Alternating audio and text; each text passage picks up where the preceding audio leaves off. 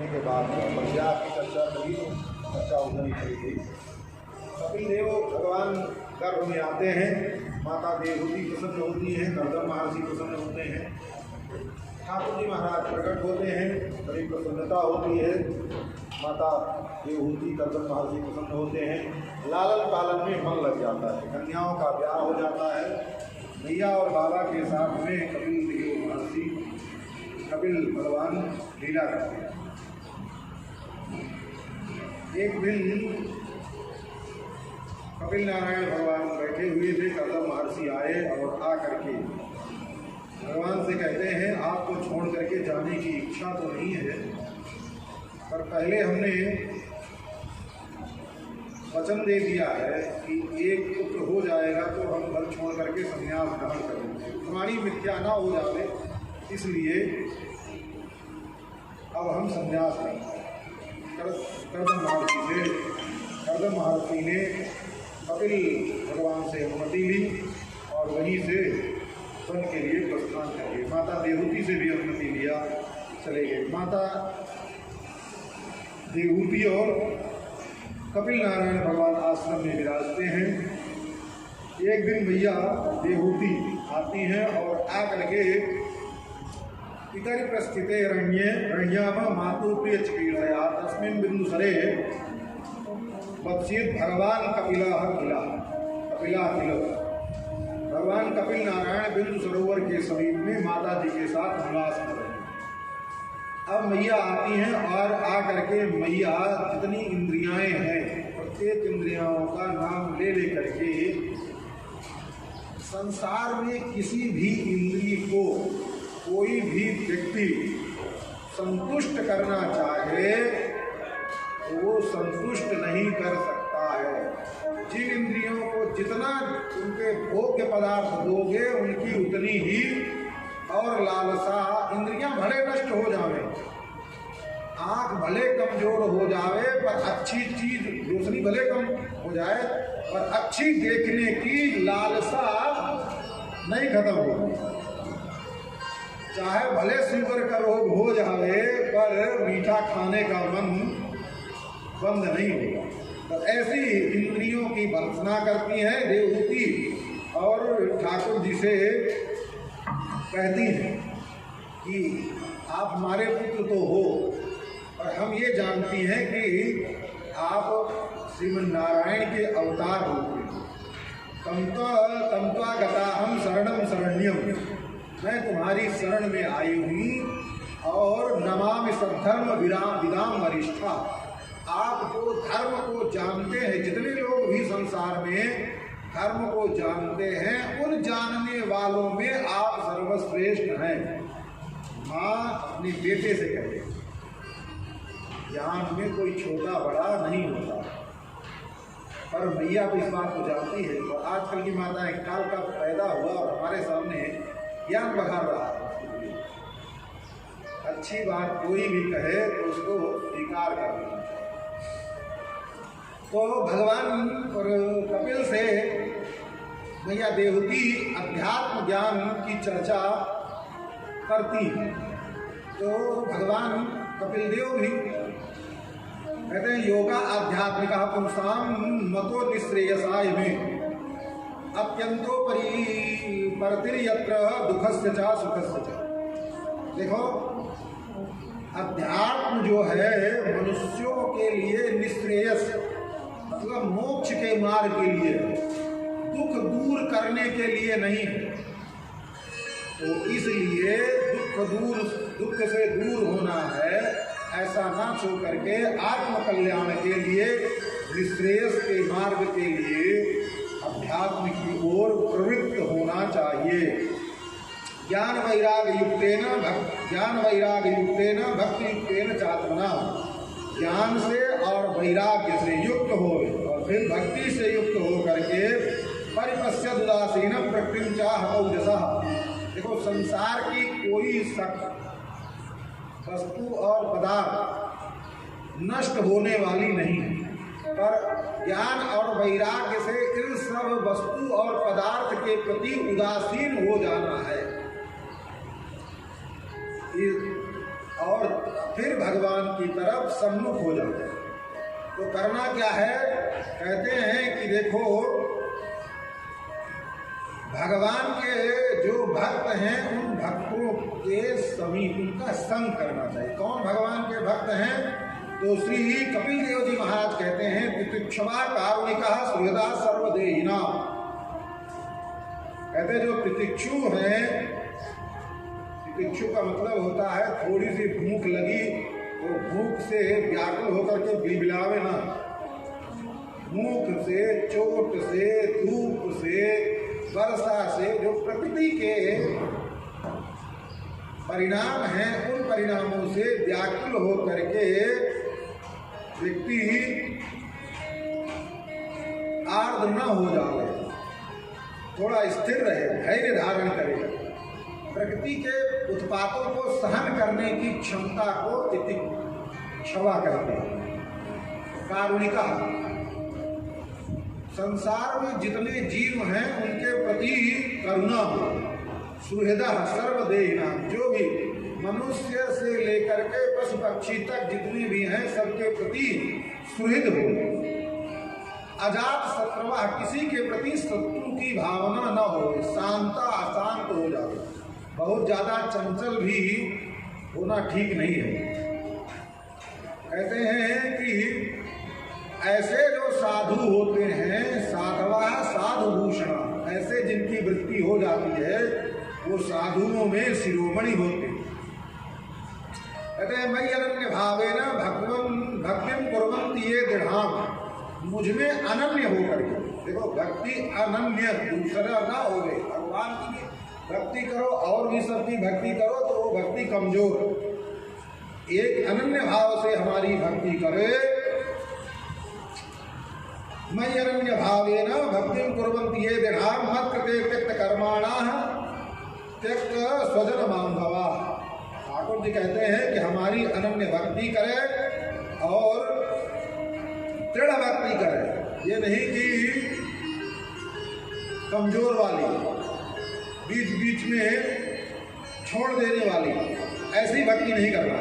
मत्कृते त्यक्त कर्माणा, मेरे लिए अन्य कर्मों को, भक्ति करते हुए अन्य कर्मों का परित्याग कर दे और कर्मे नहीं। मत्कृते त्यक्त बांधवा, बंधु बांधवों का परित्याग कर देंगे। स्वजन बांधवा मदश्रया मत्कथा मृष्टा श्रवणंति कथयन्ति च, हमारे आश्रय में आ जावे, हमारी कथा सुने और कहे भी, कथा सुने और सुनावे, दोनों। तपंत विविधा तापा, केवल शरीर को सुख न देवे। जो तपस्याएं हैं उन तपस्याओं को करते हुए तपंत विविधा तापा नैतान मदगत चेतसा, और सदैव हमारे अंदर अपने चित्त को लगाए रखे, हमारे में ही अपने चित्त को लगाए रखे।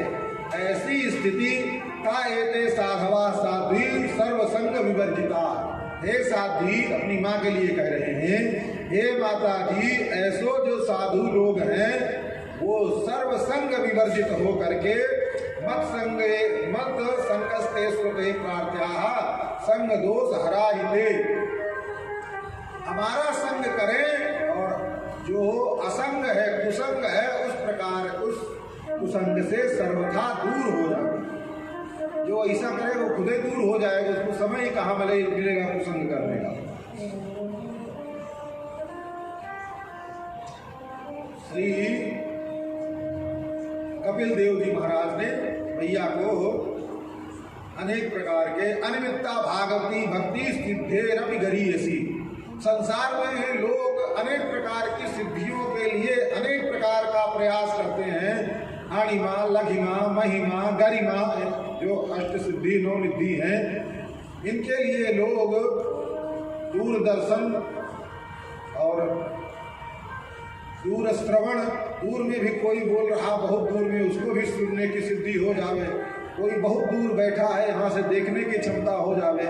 इन प्रकार की सिद्धियों से भी ज्यादा श्रेष्ठ है अनिमित्ता भागवती भक्ति। बिना निमित्त के, बिना किसी इच्छा की हमारी जो भक्ति है, सिद्धेरपि गरीयसी, अनेक प्रकार की सिद्धियों से भी श्रेष्ठ है। और भी दूसरा भी अर्थ होता है, जो सिद्ध लोग हैं उनके लिए भी ये भक्ति प्राप्त करने के लिए श्रेष्ठ है। सिद्ध हो जाए बहुत बड़ा, उसको भी ऐसी व्यक्ति करना चाहिए। अर्थ दोनों हो जाए। जर्यत्यासुया को कोशम निर्घीण मनलो यथा, जो हमारी अनिमित्ता भक्ति करेगा तो उसका कोष नष्ट हो जाएगा। कोष कौन? मनोमय कोष, अन्नमय कोष, प्राणमय कोष, ये सब जितने भी हैं ये सब अनिमित्ता भक्ति करने से नष्ट हो जाएंगे। कैसे नष्ट हो जाएगा? जैसे सूखा हुआ काष्ठ अग्नि में जल करके नष्ट हो जाता है, वैसे ही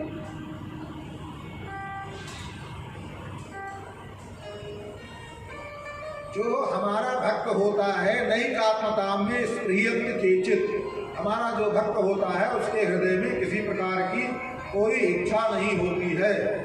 और योन्यतो भागवता प्रसज्य सभा जयन्ते मम पौरुषाणी, वो केवल इतने चाहते हैं सभी भक्तों के बीच में एकत्रित होकर के हमारे पौरुष वीर हमारी कथाओं का वर्णन करते हुए कहते सुनते सुनाते अपना जीवन यापन करते हैं। माता जी, हमारा जो भक्त हो जाता है उसको किसी से डरने की जरूरत नहीं है। मत भयात बात बातोयम सूर्यस्तपति मत भयात, हमारे डर से वायु भी चलता है, हमारे डर से सूर्य तपता है। बरस इंद्रो, इंद्र जो वर्षा करते हो हमारे भय से ही करते हैं। दहत अग्निर, अग्नि जो है जो दहन है जलाता है वो हमारे भय से। और मृत्युश्चरति मत भयात, संसार में जो एक दूसरे को मृत्यु मार रही है वो भी अपने कार्य पर सुचारू रूप से चल रही है हमारे डर के कारण।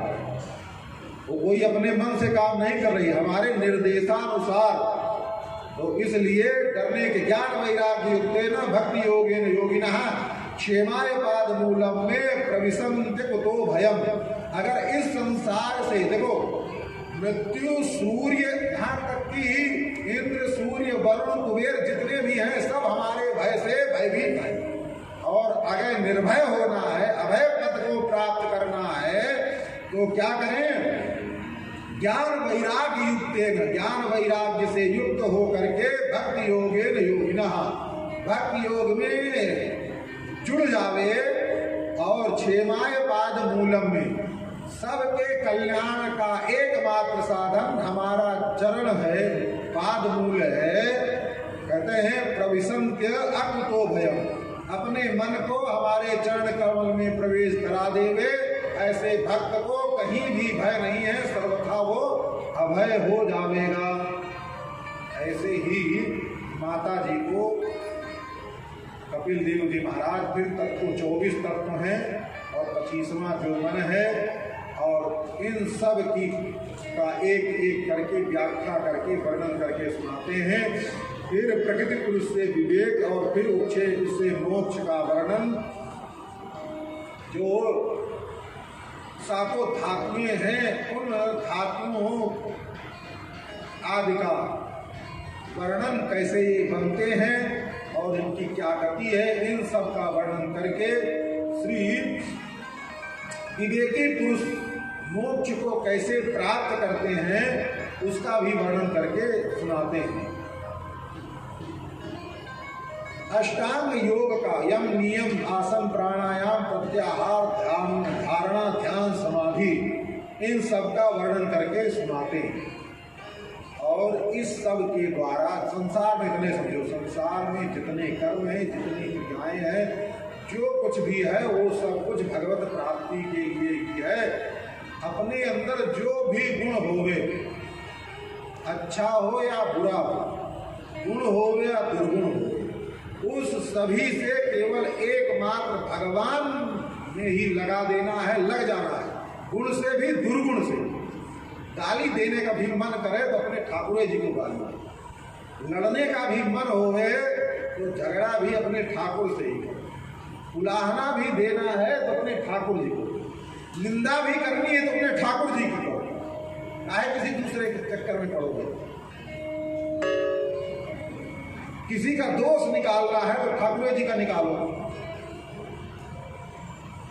तो ये करते करते मन ऐसा हो जाएगा कि ठाकुर जी को छोड़ करके कहीं जाएगा नहीं, और किसी दूसरे का करना शुरू कर दोगे तो ठाकुर जी को छोड़ करके दूसरे में चला जाएगा, तो बात बिगड़ जाएगी। जो कुछ करना है सब कुछ ठाकुर जी। कामाद गोप्या भयाद कंस द्वेषाद चय्यादयो निपाह। ये दुर्गुणों से भी भगवान को प्राप्त किया जा सकता है, ऐसा मत समझो। अपने अंदर जो कुछ भी है वो सब ठाकुर जी में ही लगा दो, बस यही करना है, इसी से ठाकुर जी महाराज की प्राप्ति हो जाएगी। अब भगवान के स्वरूप का कैसे ध्यान करना चाहिए, भगवान का कैसा स्वरूप है, नख से लेकर के सिख पर्यंत भगवान के ध्यान का वर्णन करके श्री कपिल देव महर्षि सुनाते हैं भैया। अब कामी पुरुषों की गति किस प्रकार से होती है, वो कैसे कैसे नरक में जाकर के दुख भोगते हैं, इन सबको भी बताते हैं। जो जैसा कर्म करेगा कर्म के अनुसार यहाँ से मर करके जाएगा और यमराज के यहाँ यम यातना को भोगना ही पड़ेगा।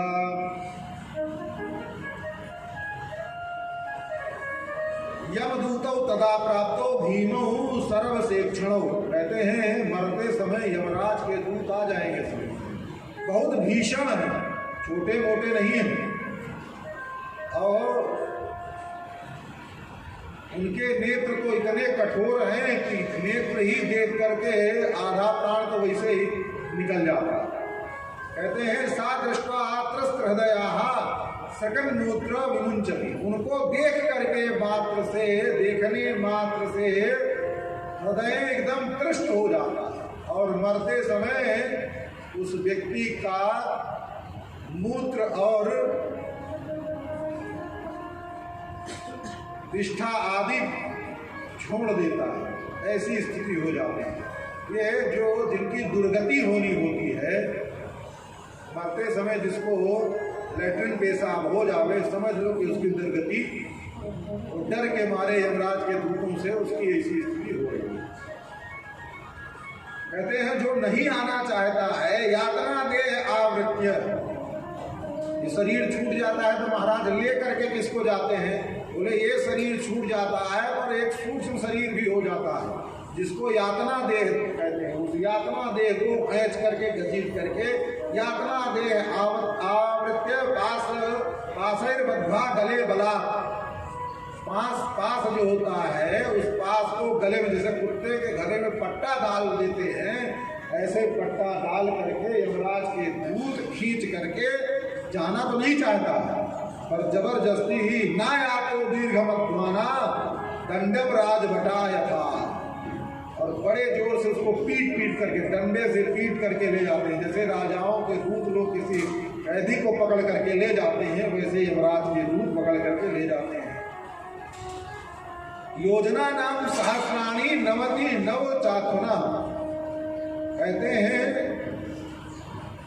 99,000 योजन दूर है यमराज का लोग, और इतना दूर है, और तप्त बालुका है, जलती, जैसे कड़ाह में, जैसे खरबूजा जो होता है ना, जो लैया भूजता है, उसका बालू कैसे तपता रहता है, ऐसे तपती हुई बालू का, रेत का मार्ग है, उस मार्ग में चलना होता है। अब जब निढाल होकर के गिरता है तो एक पीछे से और सटकनी लगती है, वहाँ कष्ट होता है। भैया इस कष्ट से बचना है। अगर संसार में ही रचे पचे रहेंगे तो ऐसे मर करके जाना पड़ेगा, और संसार से निवृत्त होकर के भगवान उन्मुख हो जावे, भगवान की तरफ लग जावे, तो इस यातना से बचने का केवल एक ही मार्ग है और कोई दूसरा मार्ग नहीं है। श्री कपिल देव जी महाराज वर्णन करते हैं। फिर कहते हैं कि जब वो व्यक्ति मर करके जाता है तो अपने कर्म के अनुसार जीव फिर अनेक काल तक, लाखों वर्ष करोड़ों वर्ष तक नियम राज की यातनाओं को, तो रास्ते की बात हो गई, जलते हुए खौलते हुए तेल की कड़ाही में डाल देना, कोल्हू का जैसे होता है ना, कोल्हू में जैसे पेरा जाता है, गन्ना पेरा जाता है, ऐसे ले जा करके उसके कर्म के अनुसार उसमें डाल देते बहुत, और एक दो दिन नहीं कि एक बार छुट्टी हो गई। क्योंकि मान लीजिए किसी व्यक्ति ने छोटी छोटी 100 मछली ले आया और 100 की 100 मछलियों को कढ़ाई में तल दिया और तल करके खा गया। अब एक मछली को मारने का जो उपाय किया है तो उसको भी एक ही बार मारने से न पूरा होगा, और जीव तो एक ही बार मरेगा, लेकिन उसने 100 मछलियों को मारा तो 100 बार उसको मरना पड़ेगा। तो ऐसे ही जिसने 100 बार मछली को मारा है, ये तो एक दिन की बात है, जीवन में कितना मारा होगा उसकी कोई गणना ही नहीं। तो ऐसे ही हजारों हजारों लाखों लाखों जीव जंतुओं को मारा है, तो ऐसे ही कड़ाही में उसको भी हजारों हजार बार डाल करके निकाला जाता है। जैसे उन मछलियों को कड़ाही में तलने का कष्ट और उनकी मृत्यु उनको मृत्यु प्राप्त हुई है, ऐसे ही वो भी मरता है, कड़ाही से निकालने के बाद फिर जिंदा हो जाता है, फिर दोबारा उसको कड़ाही में डाल दें। ऐसे नरक में बोले लोग कहते हैं महाराज यही नरक स्वर्ग सब यही है। भैया यही स्वर्ग नरक बना लोगे तो 1000 लोगों को मारे हो तो यहाँ तो एक ही बार मरोगे, तो 1000 बार का बदला कैसे पूरा होगा? 1000 बार का बदला पूरा होने के लिए तो जाना पड़ेगा नरक, बिना नरक गए छुट्टी नहीं है। अब ऐसे ही श्री करदम महर्षि के पुत्र जो कपिल देव जी महाराज हैं, वो वर्णन करके मैया को सुनाते हैं। मैया भी थोड़ा सहम सी जाती है। अब मैया से कहते हैं देखो माता जी, जब फिर अनेक कर्मों को भोग करके फिर वहाँ वो वर्षा के जल में प्रवेश करता है, जल से पृथ्वी में आता है, पृथ्वी से फिर वो जीव अन्न में प्रवेश करता है, अन्न के बाद वो किसी पुरुष के अंदर प्रवेश करता है, पुरुष के द्वारा फिर किसी स्त्री में प्रवेश करता है, और फिर गर्भ में जाकर के फिर गर्भ की जैसा एक दिन में कलल दूसरे दिन में बुदबुद, ऐसे ही गर्भ में कैसे घटता बढ़ता है पूरा वर्णन करके श्री कपिल देव जी महाराज ने वर्णन करके सुनाया। और फिर जब 9वां महीना आता है तो वो माँ के गर्भ से प्रकट होता है, प्रकट होकर के फिर किसी संसार में रच पच जाता है और फिर वैसे काम करने लगता है। भगवान की माया अत्यंत बलीय सी है। कोई कोई ऐसा होता है जो इस माया से निवृत्त होकर के भगवान के चरणों में लग जाता है। मैया तो ये सब कुछ समझा करके मैया से कपिल देव महर्षि ने कहा, माँ अब हमने जो आपको ज्ञान प्रदान किया है उसी के अनुसार अपना जीवन यापन करो। अब आप हमको अनुमति दो, इतना कुछ सुना दिए हैं, माँ बेटे भैया मोह सताने की जरूरत ही नहीं है। तो मैया से अनुमति लेकर के कपिल देव जी गंगा सागर की ओर चले जाते हैं। मैया भजन करते हुए वहीं एक नदी के रूप में प्रकट हो जाती हैं और भगवत धाम को प्राप्त करती हैं। अब आगे चल करके मैया की जब मुक्ति हो गई तो यहीं पर तृतीय स्कंध की समाप्ति होगी। चौथे स्कंध में मैत्रेय महर्षि कहते हैं मनोस्वरूपायाम त्रस्या कन्या जबीरे। ये तो कथा भई मनु महाराज की एक पुत्री की देवहूति की, और मनु की तो 3 कन्याएं हमने सुनी है। देवहूति की एक भई तिस्रा कन्या जायते आकुति देवहूति प्रसूति विस्तृता। आकुति देवहूति प्रसूति। तो महाराज 2 कन्याएं जो और हैं उनका क्या हुआ? बोले आकुति रुचये प्रादान। आकुति नाम की कन्या जो थी वो रुचि प्रजापति को प्रदान कर दी, उससे यज्ञ नारायण प्रकट हुए। रुचि प्रजापति के साथ जब मनु जी ब्याह कर रहे थे उसी समय रुचि से कहा, देखो हमारी पुत्री के जो पुत्र होगा वो भगवान नारायण ही प्रकट होंगे, इसलिए हमारी पुत्री का जो पुत्र होगा वो हमको देना पड़ेगा। पुत्रिका धर्म आश्रित किया और सतरूपानुमोदिता, सतरूपा का अनुमोदन लेकर के रुचि प्रजापति से ब्याह दिया। रुचि प्रजापति के यज्ञ और दक्षिणा नामक प्रकट भये, दोनों का ब्याह हो गया और यज्ञ नारायण भगवान मनु जी के साथ में रहने लगे। अब इन्हीं से अनेक प्रकार के पुष्टा आदि जो देवता हैं वो सब प्रकट हुए। कहते हैं मरीच की पत्नी कला, इनसे जो है कश्यप, मरीच के जो कश्यप हुए, कश्यप का विवाह पूर्णिमा से हुआ और उन्हीं से पूरा जगत पूरित है। फिर जो कर्दम महर्षि की 9 पुत्रियों हैं, उन 9 पुत्रियों के वंश का वर्णन, अत्रि के अनुसुईया और उनसे दत्तात्रेय, चंद्रमा और दुर्वासा 3 प्रकट है, इनका भी आगे वर्णन करते हुए चलते हैं। ऐसे ही सभी का वर्णन करके जो तीसरी कन्या थी प्रसूति नामक जो कन्या थी मनु की, वो दक्ष प्रजापति से ब्याह कर दिया। तो दक्ष ने 60 कन्याएं प्रकट, 60 कन्याएं जब प्रकट हुई तो उनमें सबसे जो छोटी थी वो भगवान शंकर को ब्याह दी गई। अब यहाँ विदुर जी मैत्रेय जी से कहते हैं, महाराज हमने सुना था कि ससुर और दामाद में कुछ विवाद हो गया था, प्रभु थोड़ा वर्णन करके आप हमको सुनाइए। कहते हैं कि सती का ब्याह ब्रह्मा जी के कहने पर दक्ष ने अपनी कन्या का ब्याह भगवान शंकर से कर, इच्छा तो नहीं थी पर ब्रह्मा जी के कहने पर दक्ष ने अपनी कन्या का ब्याह कर दिया। तो ऐसे ही कालक्रम चलता रहा। प्रजा की सृष्टि का संवर्धन करने के लिए ब्रह्मा जी महाराज ने दक्ष को प्रजापतियों का नायक नियुक्त कर दिया। जब नायक नियुक्त कर दिया तो दक्ष ने सभा बुलाई सभी देवताओं की। उस सभा में सभी लोग गए। जब गए तो दक्ष सबसे बाद में आए। भगवान शंकर तो पहले भगवान के भजन में मस्त थे और कबूल के बैठे हुए थे। सभा में सबसे बाद में दक्ष आए और आकर के देखा, सब तो उठ करके अभिवादन किए, भगवान शंकर ने अभिवादन नहीं किया। जब भगवान शंकर ने अभिवादन नहीं किया तो नाराज हो गए। अब इतना नाराज हुए कि ऊटपटांग बोलने लगे भगवान शंकर को। ये बंदर रखा, बंदरों जैसी आंख लेकर के अपनी सुकुमारी कन्या का ब्याह इससे कर दिया। ये तो कपाली मुंड की माला धारण करने वाला और श्मशान में रहने वाला, ऐसे अनेक प्रकार के कुवचन बोल करके भगवान शंकर को कुछ कहने लगा। तो भगवान शंकर के पास में भी कुछ थे गण लोग, तो उन सब ने भी कुछ बोला। ऐसे ऐसे झंझट शुरू हो गया। अब झंझट शुरू हुआ तो फिर बाद में साफा-साफी शुरू हो गई। रघु आदि ने कुछ बोला तो रघु आदि को भी साफ दे दिया।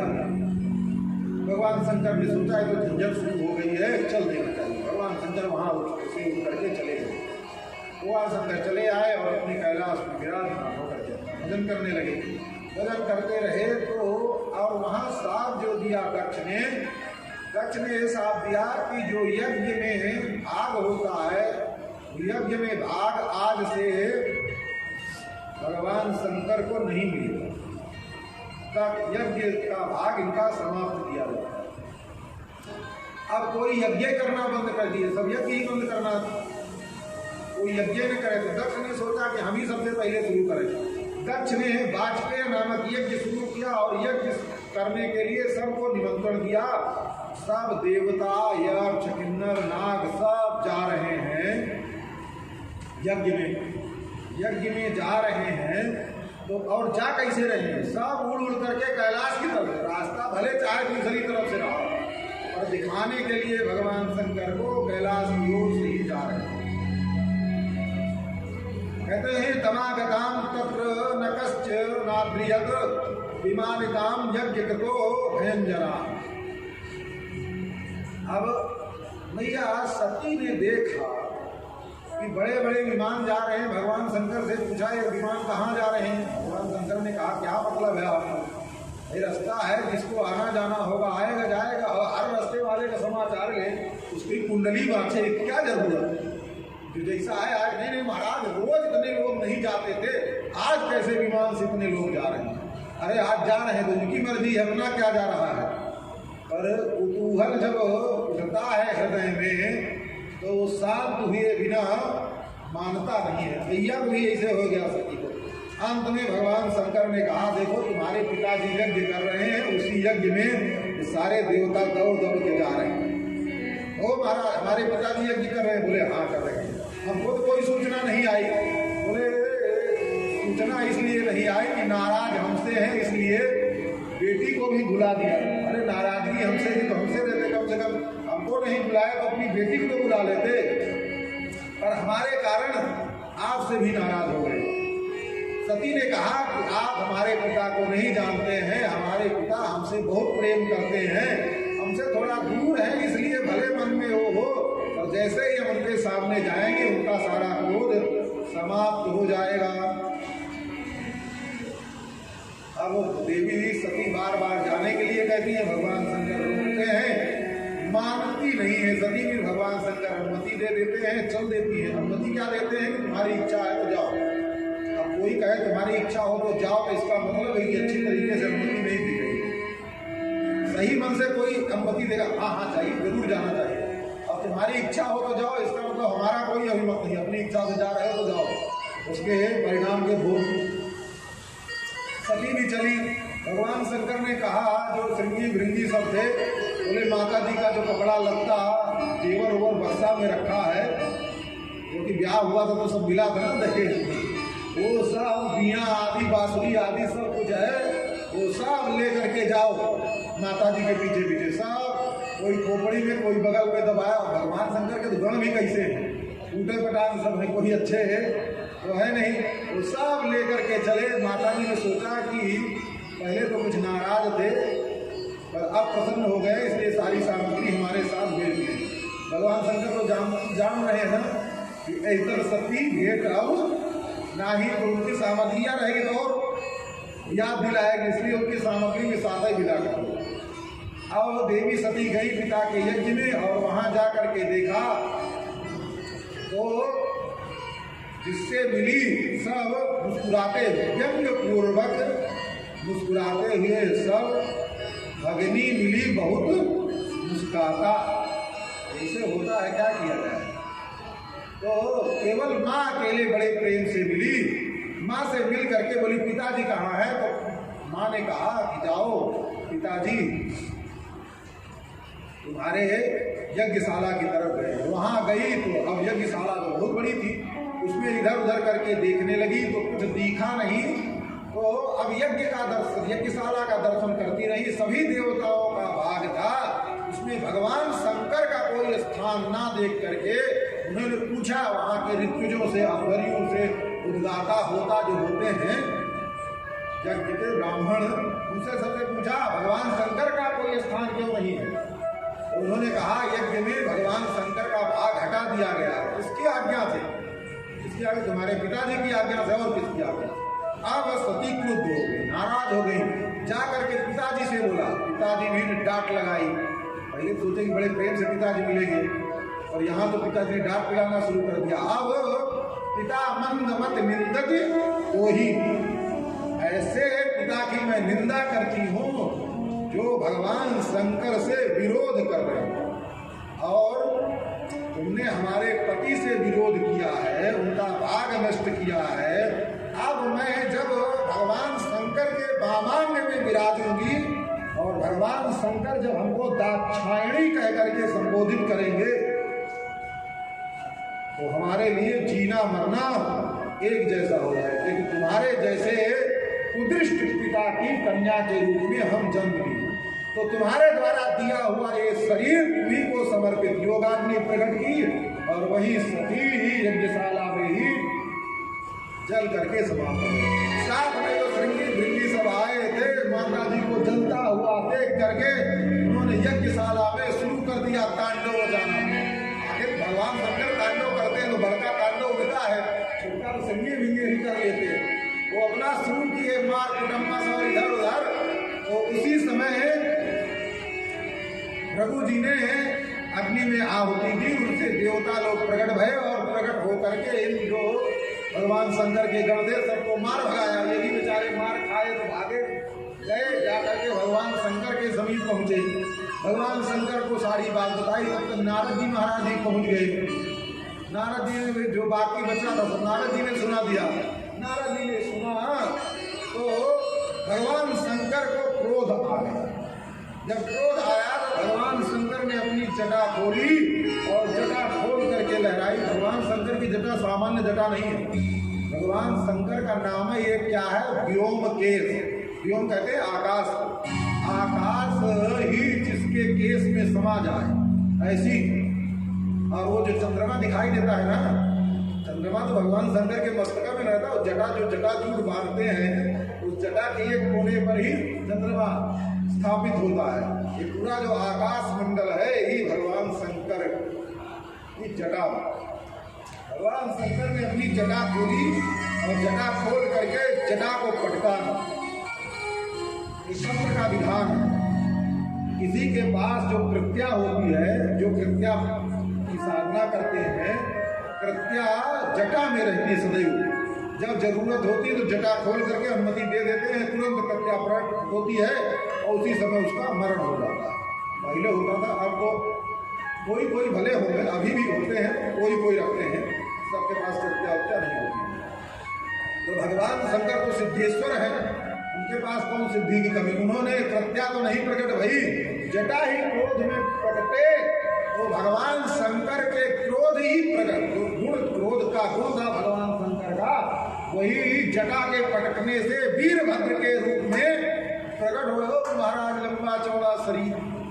अब जितने मार खाए थे यज्ञशाला में, सबको मौका मिला, ये जोरदार साथी मिला है। भगवान शंकर से वीरभद्र ने पूछा क्या आज्ञा है।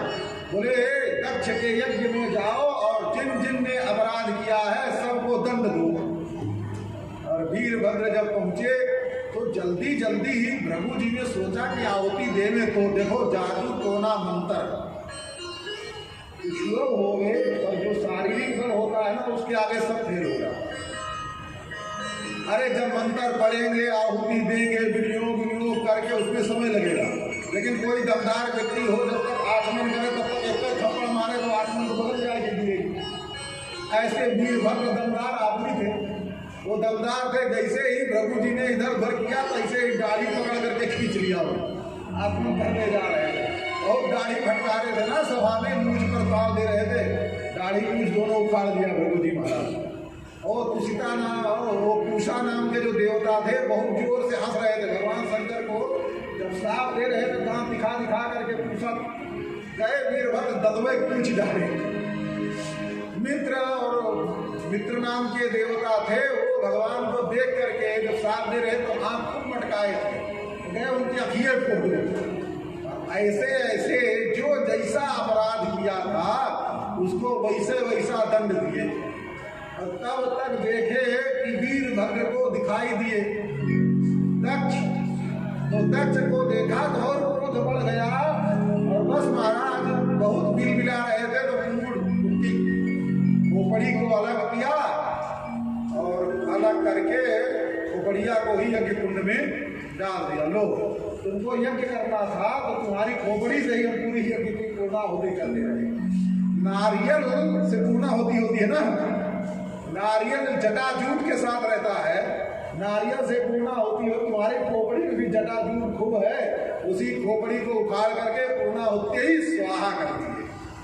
अब भैया जब यजमान की ही आहुति हो गई तो हाहाकार मच गया यज्ञ में। और वीरभद्र अब तो सब भग गए, जितने ब्राह्मण देवता और थे यज्ञ में, तो खाली मैदान, कोई नहीं मिला। तो और जो साथ में ये गए थे शंकर जी के गण बदमाश लोग थे, उन्होंने इतने में उनको संतोष नहीं हुआ, लेटरिन पेशाब भी सब उसी यज्ञशाला में करा के जो कुछ करना तो सब करा के चले आए।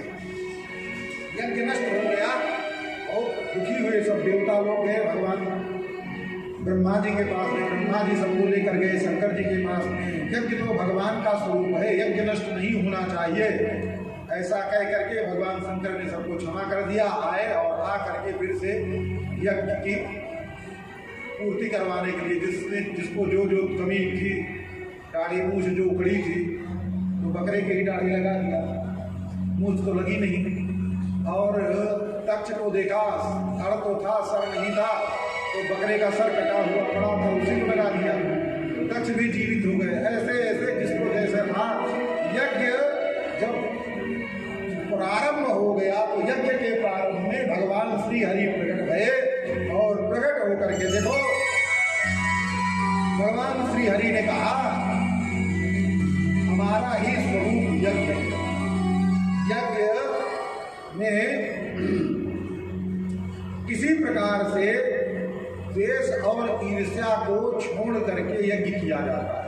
जिस यज्ञ में ईर्ष्या, द्वेष, विवाद, लड़ाई, झगड़ा, दूसरे को ठगने की भावना, झूठ साँच हो गए, तो यज्ञ होगा? यज्ञ नहीं होगा, पतन का रास्ता होगा बस। और कुछ भगवान प्रकट भय, प्रकट होकर के सबको आशीर्वाद दिया। जिसकी जैसी स्थिति थी सबने जाकर के अपनी अपनी बात कही। ठाकुर जी महाराज ने सबकी बात सुनी और सुन करके भगवान ने कहा, देखो अब सब हम में और किस भगवान शंकर में कोई भेद नहीं करना चाहिए। भेद तो जो करता है उसकी भेद बुद्धि है। देखो दूध ही दही है, दही ही मही है और दूध से ही मक्खन निकलता है, ठीक है। जो भगवान ही 3 रूपों में प्रकट होकर के संसार के संचालन और संहार का कार्य करते हैं, इसलिए भगवान ही तीनों रूप में प्रकट होते हैं। ऐसा वर्णन करके चले गए। और यहाँ तो जितने हैं, अब आगे वर्णन करते हैं कि पुत्रियों के वंश का वर्णन हो गया। हमने सुना है कि महाराज मनु के 2 पुत्र भी थे, तो प्रियव्रत और उत्तानपाद। कहते हैं कि प्रियव्रत और उत्तानपाद नाम के 2 पुत्र थे। महाराज आप उनकी भी मैत्रेय महर्षि ने विदुर जी से कहा कि देखो जो उत्तानपाद थे तो पुत्र मनु जी के, ब्याह उनका हुआ सुनीति नाम की कन्या से। सुनीति नाम की कन्या से ब्याह हुआ, फिर एक और ब्याह कर लिया। जब तक सुनीति से ब्याह रहा तब तक तो ठीक था। सुरुचि से भी ब्याह कर लिया। जब सुरुचि से ब्याह कर लिया तब थोड़ी सी बात बिगड़ गई। सुरुचि बड़ी माननी थी, उनको अपने सुंदरता का बड़ा गर्व था और उसी सुंदरता के बल पर उत्तानपाद को अपने बस में कर लिया। कहते हैं सुरुचि प्रेयसी पत्युर नेतरा यत् सुतो ध्रुवा एकदा सुरुचे पुत्रम अंकमारोप्य लालयम। एक बार सुरुचि के पुत्र उत्तम को गोद में लेकर के उत्तानपाद दुलार कर रहे थे, तो उसी समय ध्रुव जी महाराज पहुंच गए। कहते हैं उत्तम नारुक्षमता में ध्रुवम राज्याभिनंदत। उत्तम का तो लालन पालन कर रहे थे, फिर ध्रुव को देख करके उनका अभिनंदन नहीं किया। पर छोटा बालक के मन में तो कोई और बात होती नहीं है। देखो जो छोटा बालक हो आपकी तरफ दौड़ता हुआ आवे तो कर्तव्य क्या होता है, बड़े प्रेम से उसका अभिवादन, आओ हाथ बढ़ा करके गोद में ले लेते। पर उत्तानपाद ने दौड़ते हुए प्रेम से पिता की गोद में आने के लिए दौड़ करके आ रहे थे, अभिनंदन। पर फिर भी ध्रुव जी आकर के गोदी में बैठ गए। एक गोदी में ध्रुव, एक गोदी में उत्तानपाद। वहां उसी समय सुरुचि आ गई। सुरुचि ने देखा ध्रुव महाराज की गोद में बैठा है, तो पकड़ करके हाथ झटक दिया। इस गोद में और इस सिंहासन पर बैठना है तो तपसा राज्य पुरुषम, पहले तपस्या करके परम पुरुष परमात्मा का आराधन करो। तस्यैवानुग्रहेण में उसके बाद उनकी कृपा जब प्राप्त हो जावे तो मेरे गर्भ में आओ और मेरे गर्भ से जब पैदा होगे तब इस सिंहासन पर बैठने के अधिकारी हो सकते हो, उसके पहले नहीं। ध्रुव जी को बहुत बुरा लगा। रोते माँ ने हाथ पकड़ करके झटक दिया। मातु सपन्या सदुरुक्त विद्धा स्वसर्वसा दंड हतो यथा अहि हित्वा विसंतम पितरम सन्नवाचम जगाम मातु प्रउदम सकासम। रोते हुए ध्रुव जी महाराज माता जी के पास गए। पिताजी ने अभिनंदन नहीं किया। माँ डांट रही थी, हाथ पकड़ करके खींच दिया, तो एक बार अगर कम से कम उत्तान बात करते, क्या कर रही हो? अरे तुम्हारी दुश्मनी सवतिया डाह है तुमको, तो सुनीति से करो। बालक, छोटे बालक के साथ तुमको ईर्ष्या करने की क्या आवश्यकता है? अगर ऐसा भी कह दिए होते तो ध्रुव को बुरा नहीं लगता, पर सुरुचि के डर से उत्तानपाद एक शब्द भी नहीं बोल पाए। जब एक भी